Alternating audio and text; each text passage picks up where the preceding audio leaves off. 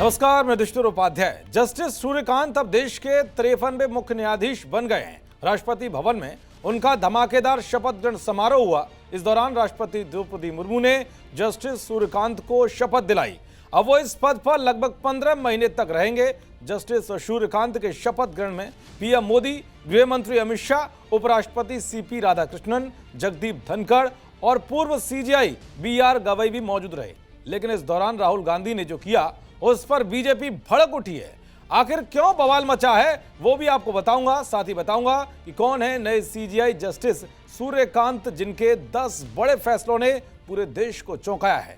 तो चलिए सबसे पहले बात करते हैं जस्टिस सूर्यकांत के शपथ ग्रहण को लेकर राहुल गांधी कैसे फंस गए और भयंकर बवाल मचा है। दरअसल जस्टिस सूर्यकांत के शपथ ग्रहण समारोह में कई दिग्गज नेता दिखाई दिए, लेकिन लोकसभा में नेता प्रतिपक्ष राहुल गांधी नजर नहीं आए। अब इस मामले पर राहुल गांधी सवालों के घेरे में आ गए हैं। सोशल मीडिया पर लोग राहुल गांधी के इस फैसले पर भड़कते हुए दिखाई दे रहे हैं और बीजेपी भी आग बबूला है। बीजेपी के राष्ट्रीय प्रवक्ता सीआर केसवन ने एक्स पर एक पोस्ट लिखते हुए राहुल गांधी पर हमला बोला है। उन्होंने लिखा है कि आज लोकसभा में विपक्ष के नेता राहुल गांधी भारत के नए मुख्य न्यायाधीश के शपथ ग्रहण समारोह में अनादरपूर्वक शामिल नहीं हुए। उपराष्ट्रपति के शपथ ग्रहण समारोह से लेकर स्वतंत्रता दिवस समारोह तक राहुल गांधी की बार बार अनुपस्थिति हमारी संवैधानिक प्रक्रिया के प्रति उनकी गहरी अवहेलना और डॉक्टर बाबा साहेब अंबेडकर जी के संविधान के प्रति उनकी अरुचि को ही उजागर करती है। उन्होंने आगे लिखा कि जिस कांग्रेस ने तानाशाही आपातकाल लगाकर संविधान की हत्या की, वो लोकतांत्रिक परंपराओं में विश्वास नहीं रखती। कर्तव्य के प्रति ऐसी लापरवाही हमारी जनता को कतई खलेगी नहीं। इसके अलावा बीजेपी आईटी सेल के प्रमुख अमित मालवीय ने भी एक्स पर लिखा है कि मुख्य न्यायाधीश चुने गए जस्टिस सूर्यकांत के शपथ ग्रहण समारोह में विपक्ष के नेता राहुल गांधी एक बार फिर गायब थे। किसी को नहीं पता कि वे कहां हैं या उन्होंने एक जरूरी संवैधानिक कार्यक्रम में हिस्सा क्यों नहीं लिया। बीजेपी के प्रवक्ता प्रदीप भंडारी ने भी राहुल गांधी पर निशाना साधा है। तो कुल मिलाकर जस्टिस सूर्यकांत के शपथ ग्रहण में राहुल गांधी के ना पहुंचने को लेकर बवाल खड़ा हो गया है। चलिए अब आपको जस्टिस सूर्यकांत के 10 बड़े फैसलों के बारे में बताता हूं जो सुर्खियों में रहे हैं। दरअसल जब 5 अगस्त 2019 को अनुच्छेद 370 को रद्द कर दिया गया था तो सरकार के इस फैसले को सुप्रीम कोर्ट में चुनौती दी गई और जिस बेंच ने इस मामले पर सुनवाई की, जस्टिस सूर्यकांत भी उसी बेंच का हिस्सा थे।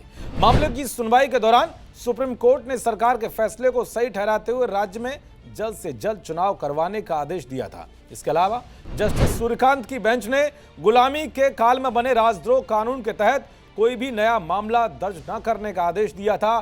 तो वह राज्य के विधेयकों के संबंध में राज्यपाल और राष्ट्रपति की शक्तियों पर टिप्पणी करने वाली बेंच में भी जस्टिस सूर्यकांत शामिल थे। इसके अलावा बिहार एसआईआर पर सुनवाई के दौरान जस्टिस सूर्यकांत ने चुनाव आयोग को आदेश दिया था कि मतदाता सूची से निकाले गए 65 लाख मतदाताओं के नाम सार्वजनिक किए जाएं। तो वहीं जस्टिस सूर्यकांत ने सुप्रीम कोर्ट बार एसोसिएशन सहित सभी बार एसोसिएशन में 1/3 सीटें महिलाओं के लिए आरक्षित करने के निर्देश दिए थे। इसके अलावा जब 2022 में पंजाब दौरे पर पीएम मोदी की सुरक्षा में चूक देखने को मिली तो जस्टिस सूर्यकांत की पीठ ने मामले की जांच के लिए जस्टिस इंदु मल्होत्रा के नेतृत्व में कमेटी गठित की थी।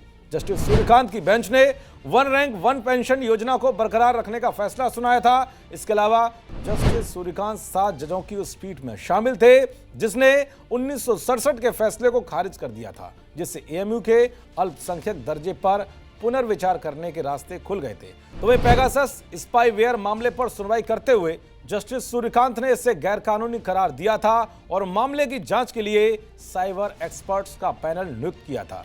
तो वहीं जस्टिस सूर्यकांत गैरकानून रूप से हटाई गई महिला सरपंच को पद पर बहाल करने वाली सुप्रीम कोर्ट की बेंच का भी हिस्सा रहे।